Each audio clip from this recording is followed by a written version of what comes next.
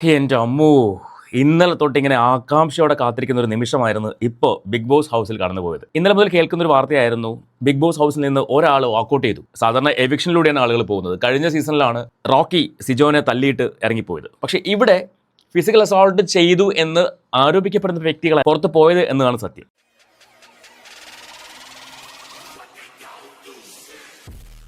കുറച്ച് ദിവസമായി നമ്മൾ വീഡിയോ ഒക്കെ ചെയ്തിട്ട്, പക്ഷേ ഇന്ന് ഒരു ആവേശത്തോടെ നിൽക്കുകയാണ്. 2 പുലിക്കുട്ടികളെ ബിഗ് ബോസ് ഹൗസിൽ കണ്ട ദിവസമാണ്. ഈ പുലിക്കുട്ടികളെന്ന് പറയുന്നത് വേറെ ആരുമല്ല, ആദിലയും നൂറയും.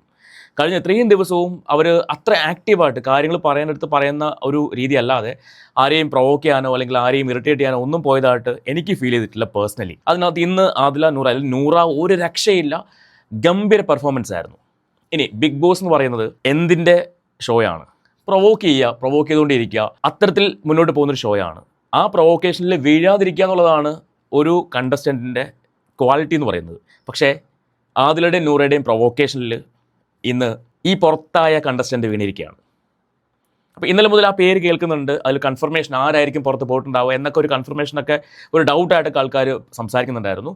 കുറേയധികം റിയാക്ഷൻ വ്ളോഗേഴ്സും അതുപോലെ ബിഗ് ബോസിൻ്റെ റിവ്യൂ ചെയ്യുന്ന ആൾക്കാരും ഒക്കെ ഇത് ചൂണ്ടിക്കാണിക്കുന്നുണ്ടായിരുന്നു. ആരാണ് പുറത്ത് പോയത്, ആരായിരിക്കും പുറത്ത് പോയിട്ടുണ്ടാവുക തുടങ്ങിയ കാര്യങ്ങളൊക്കെ പറയുന്നുണ്ടായിരുന്നു. ഇന്നത്തെ ലൈവിൽ കണ്ടൊരു കാഴ്ച എന്ന് പറയുന്നത് ജിസേലിൻ്റെ സ്ഥിരം പരിപാടി അറിയാമല്ലോ, മോഷ്ടിച്ച് ഈ മേക്കപ്പ് ഐറ്റംസ് യൂസ് ചെയ്യുക എന്നുള്ളത്. അപ്പോൾ ഇപ്പോഴാണെങ്കിൽ ജിസയിലും നെവിനും സ്വേച്ഛാധിപതികളാണ്, അവർക്ക് എന്തും ചെയ്യാം.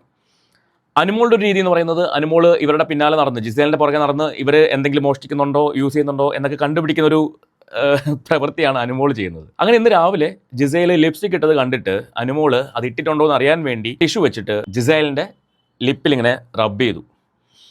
ഇത് ചെയ്ത പാടെ ജിസേൽ അങ്ങോട്ട് റിയാക്ട് ചെയ്ത് തുടങ്ങി, അനുമോളെ പിടിച്ച് തള്ളുകയൊക്കെ ചെയ്തു.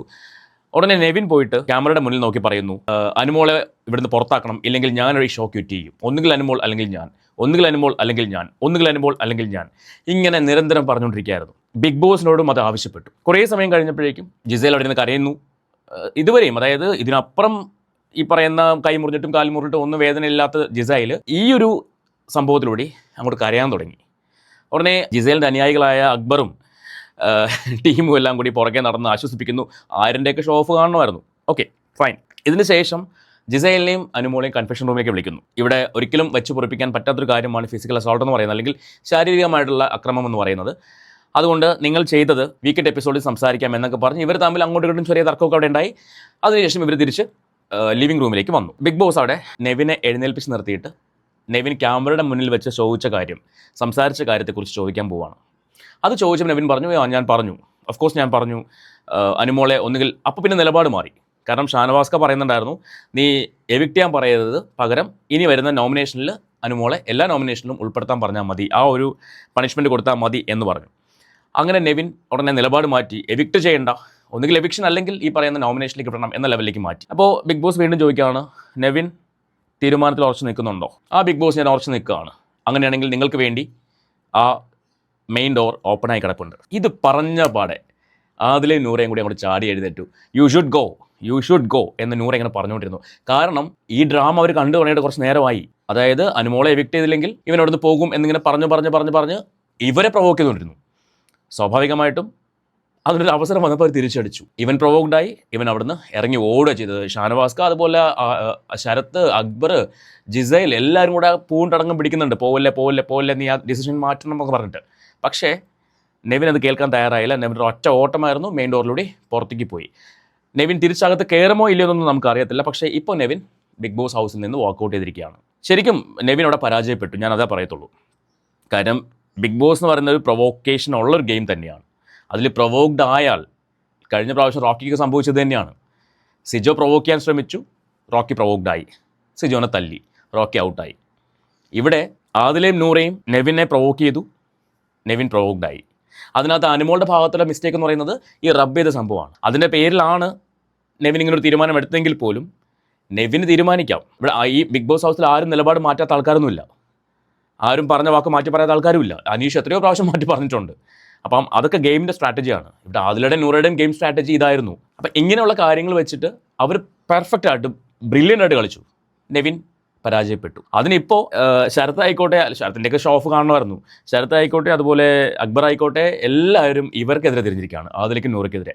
ഇതിനൊപ്പം തന്നെ നെവിൻ ഒരു വാക്കുകൂടി പറഞ്ഞു, ആദിലയും നൂറയും കമ്മ്യൂണിറ്റി LGBTQ കമ്മ്യൂണിറ്റി റെപ്രസെൻറ്റ് ചെയ്താണ് അവിടെ വന്നത്. പക്ഷേ അവർക്ക് വേണ്ടി ഇവരെന്തെങ്കിലും സംസാരിച്ചോ? ആദിലയും നൂറയും അവരുടെ ലൈഫ് തന്നെയാണ് എക്സാമ്പിളായിട്ട് കാണിക്കുന്നത്. ഞങ്ങൾ ഇങ്ങനെയാണ്, ഞങ്ങളുടെ സ്നേഹം ഇങ്ങനെയാണ്, സോ പുറത്ത് പറയുന്ന പോലെ കേൾക്കുന്ന പോലെ നല്ല എന്ന് അവർ തെളിയിച്ച് കാണിക്കുകയാണ്. അപ്പോൾ ആ വ്യക്തികളുടെ മുഖത്ത് നോക്കിയിട്ട് ഇങ്ങനെ പറയേണ്ട കാര്യം നെവിൻ ഉണ്ടായിരുന്നില്ല. അപ്പോൾ എന്താ സംഭവിക്കുന്നത് വെച്ചാൽ പുറത്ത് ഈ കമ്മ്യൂണിറ്റിയിലുള്ള ആൾക്കാർ ആദിലേക്ക് നൂറയ്ക്കെതിരെ തിരിയുമെന്ന് നെവിൻ ചിന്തിച്ചു. ഇതാണ് സംഭവിച്ചത്. എനിവേ നെവിനാണ് ബിഗ് ബോസ് ഹൗസിൽ നിന്ന് വാക്കൗട്ട് ചെയ്ത് പുറത്തേക്ക് പോയേക്കുന്നത്. അപ്പോൾ ഇന്നലെ പറഞ്ഞ് കേട്ട കാര്യങ്ങളൊക്കെ കറക്റ്റാണ്. ഒരു വ്യക്തി ബിഗ് ബോസ് ഹൗസിൽ നിന്ന് വാക്കൗട്ട് ചെയ്തിരിക്കുന്നു. ബാക്കിയുള്ളവർ വെച്ച് ഇനി ഗെയിം മുന്നോട്ട് പോകും. സോ ഇനി ഈ വീക്കെൻഡിൽ എന്താണ് സംഭവിക്കുന്നത് നമുക്കറിയില്ല. കഴിഞ്ഞ വീക്കെൻഡ് എപ്പിസോഡിൽ നമ്മൾ കണ്ടൊരു കാഴ്ച എന്ന് പറയുന്നത് ലാലേട്ടൻ വന്നിട്ട് പറയുന്നുണ്ട്, നെക്സ്റ്റ് വീക്കിൽ ഞാൻ ഉണ്ടാവില്ല, ഞാൻ പക്ഷെ നിങ്ങളെ കാണും എന്ന് പറയുന്നുണ്ട്. ഈ ഫ്ലോറിൽ ഉണ്ടാവില്ലെന്നാണ് പറഞ്ഞത്. ഏത് സ്ഥലത്ത് വെച്ച് ലാലേട്ടൻ കാണുന്നത് എന്നൊന്നും നമുക്കറിയത്തില്ല. എന്തായാലും സംഭവം കളറായിട്ടുണ്ട്. ഒരു ത്രില്ലുണ്ടായിരുന്നു ആ ഒരു സീൻ കാണാൻ. ഈ എപ്പിസോഡിൽ അത് എത്രമാത്രം കാണിക്കുമെന്ന് അറിയില്ല. ശരിക്കും പറഞ്ഞാൽ അനുമോൾക്ക് ഇമോഷൻ ഉണ്ട്. അനുമോൾ പെട്ടെന്ന് ഇമോഷൻ ആവുന്ന ഒരു വ്യക്തിയാണ്. അനുമോളുടെ കരച്ചിലോ കാര്യങ്ങളൊന്നും ഡ്രാമയല്ല. ഞാൻ അനുമോളെ സപ്പോർട്ട് ചെയ്യുന്നതല്ല കേട്ടോ. അനുമോളുടെ കരച്ചിൽ ഡ്രാമയല്ല. അനുമോൾ അങ്ങനെയാണ്. അപ്പോൾ ഒരു വ്യക്തി എങ്ങനെയാണോ അങ്ങനെ നമ്മൾ അവരെ അക്സെപ്റ്റ് ചെയ്യാൻ പറ്റണം, പഠിക്കണം. ജിസേലിനെ സംബന്ധിച്ച് ജിസേലിന് മേക്കപ്പ് ഇല്ലാണ്ട് മുന്നോട്ട് പോകാൻ പറ്റത്തില്ല. അനുമോൾ ജിസേലിനെ ടാർഗറ്റ് ചെയ്യുന്നു, ബാക്കി ഈ ടീം ഫുൾ അനുമോളിനെ ടാർഗറ്റ് ചെയ്യുന്നു. ഇതാണ് സംഭവിച്ചത്. എനിക്ക് കണ്ടിട്ട് തോന്നിയത് അങ്ങനെയാണ്. ഇപ്പോൾ അക്ബർ ആയിക്കോട്ടെ, അപ്പാനി ആയിക്കോട്ടെ, അല്ലെങ്കിൽ കഴിഞ്ഞ 2 ദിവസമായിട്ട് കാണുന്ന ഒരു കാഴ്ച എന്ന് പറയുന്നത് എല്ലാവരും അനുമോളുടെ പുറകെ തന്നെയാണ്. എല്ലാവരും, ഈച്ച് ആൻഡ് എവരി പേഴ്സൺ. അതിനകത്ത് ഇപ്പോൾ ആദില നൂറ, അല്ലെങ്കിൽ എനിക്ക് തോന്നുന്നു ആദില നൂറ ശൈത്യ പിന്നെ ബാക്കി എന്നുള്ള കളികൾ മാത്രമേ ഉള്ളൂ. ഇവർ മാത്രമാണ് അനുമോളുടെ ഒപ്പം നിന്ന് സപ്പോർട്ടും കൂടി ചെയ്യുന്നത്. ബാക്കി എല്ലാവരും അനുമോളെ അടുത്ത് അങ്ങ് ഒടുക്കുകയാണ്. അപ്പോൾ അത് എന്നിട്ടും ആ കുട്ടി പിടിച്ചു നിൽക്കുന്നു. അത് വലിയൊരു കാര്യമാണ്. ഇന്നലെ വരെ കരഞ്ഞ അനുമോൾ കരഞ്ഞിട്ടുണ്ടായിരുന്നില്ല. ഇന്ന് നെവിൻ പോയ സമയത്താണ് അനുമോൾ കരഞ്ഞത്. അനുമോൾ കാരണമാണല്ലോ നെവിൻ പോയതെന്ന് ഓർത്തിട്ട്. അപ്പോൾ ആദ്യം നൂറേൻ പറഞ്ഞു, നീ കാരണമല്ല, ഞങ്ങൾ കാരണമാണ് പോയത്. കാരണം അവൻ ഇവിടെ നിന്ന് കുറേ സമയമായിട്ട് പറയുന്നുണ്ട്, ഞാൻ പോകും, ഞാൻ ക്വിറ്റ് ചെയ്യും എന്നൊക്കെ പറയുന്നുണ്ട്. അങ്ങനെ പറഞ്ഞവൻ വാക്ക് പാലിക്കണം. അങ്ങനെ വാക്ക് പാലിക്കണമെന്ന് ഞങ്ങൾ ആവശ്യപ്പെട്ടു. അതുകൊണ്ട് അവൻ പുറത്തു പോയി. നെവിൻ ആ വിഷയത്തിൽ ഇടപെടേണ്ട ഒരു കാര്യമില്ല. അല്ലെങ്കിൽ ഇടപെട്ടെങ്കിൽ പോലും ഞാൻ വിട്ടിട്ട് പോകും എന്ന് പറയേണ്ട യാതൊരു കാര്യമില്ല. അത് വെറും ഷോ ഓഫ് തന്നെയായിരുന്നു. അപ്പോൾ നെവിൻ വിചാരിച്ചു അങ്ങനെ ഒരാൾ ക്വിറ്റ് ചെയ്ത് പോകുന്നൊക്കെ പറയുമ്പോൾ ബിഗ് ബോസ് ഒരു അനുനയിപ്പിക്കുന്ന തീരുമാനം എടുക്കുമെന്നൊക്കെ വിചാരിച്ചിട്ടുണ്ടാവും. പക്ഷേ ബിഗ് ബോസിന് അതിൻ്റെ ആവശ്യമില്ല. ബിഗ് ബോസിന് ഒരാളെ കുറച്ച് കഴിഞ്ഞാൽ അത്രയും നല്ലതാണ്, അത്രയും ചിലവ് കുറയ്ക്കാൻ പറ്റും, അത്രയും അവരും ചിന്തിക്കത്തുള്ളൂ. എന്നിട്ട് ചോദിച്ചു, തീരുമാനത്തിൽ ഉറച്ച് നിൽക്കുന്നുണ്ടോ? ഓ, ഞാൻ ഉറച്ച് നിൽക്കുകയാണ്, ഞാൻ ക്വിറ്റ് ചെയ്യും. ആയിക്കോട്ടെ, അപ്പോൾ തന്നെ ഡോർ ഓപ്പൺ ആവുകയാണ്. കറക്റ്റ് ഡിസിഷൻ ആണെന്ന് ഞാൻ പറയത്തുള്ളൂ. പക്ഷേ നെവിൻ കളിച്ചത് നെവിൻ്റെ ലൈഫ് വെച്ചിട്ട്. ഇനി താല്പര്യമില്ലാത്തൊരു നിൽക്കണ്ടെന്നേ, കളഞ്ഞിട്ട് പോട്ടെ. ജയിക്കണമെന്ന ആഗ്രഹത്തോടെ വന്ന് നിൽക്കുന്ന ആൾക്കാർ കളിക്കട്ടെ. അതല്ലാണ്ട് യാതൊരു താല്പര്യമില്ലാണ്ട്. ഞാൻ മുൻപും പറഞ്ഞിട്ടുണ്ട്, നെവിൻ്റെ ആക്ടിവിറ്റിയൊക്കെ കാണുമ്പോൾ നമുക്ക് രസം തോന്നും, കുറച്ച് തമാശയും കാര്യങ്ങളൊക്കെ ഫീൽ ചെയ്യും. പക്ഷേ തമാശ മാത്രമല്ലല്ലോ ബിഗ് ബോസ് എന്ന് പറയുന്നത്. ലൈവ് കണ്ടുകൊണ്ടിരിക്കുമ്പോൾ നെവിൻ്റെ ആക്ടൊക്കെ ഭയങ്കര രസമായിരിക്കും. പക്ഷേ ഈ സ്വേച്ഛാധിപതി ആയതിനു ശേഷം നെവിൻ ഭയങ്കരമായിട്ട് റൂഡായിട്ടൊക്കെ ഫീൽ ചെയ്തു. പിന്നെ ഇന്നലെ നൈറ്റ് കണ്ടപ്പോഴേക്കും ഇവർ മറ്റേ ഫുഡ് ഐറ്റംസ് ഒക്കെ കൊടുക്കുന്നുണ്ടായിരുന്നു. ജിസേൽ എന്ത് ചെയ്താലും സപ്പോർട്ട് ചെയ്യാൻ അവിടെ കുറേ ടീമുകളുണ്ട്. ബാക്കി ആരെന്ത് ചെയ്താലും കുറ്റപ്പെടുത്താനും ആൾക്കാരുണ്ട്. ജിസേലിന് അവിടെ എന്തും കാണിക്കാം എന്നൊരു രീതിയാണ് ഇപ്പോൾ പോയിക്കൊണ്ടിരിക്കുന്നത്. എനിവേ, അപ്പോൾ ക്വിറ്റ് ചെയ്തിരിക്കുന്നത് നെവിനാണ്. സോ അത് പറയാൻ വേണ്ടിയാണ് വന്നത്. നമുക്ക് മറ്റൊരു വീഡിയോയുമായിട്ട് വീണ്ടും കാണാം.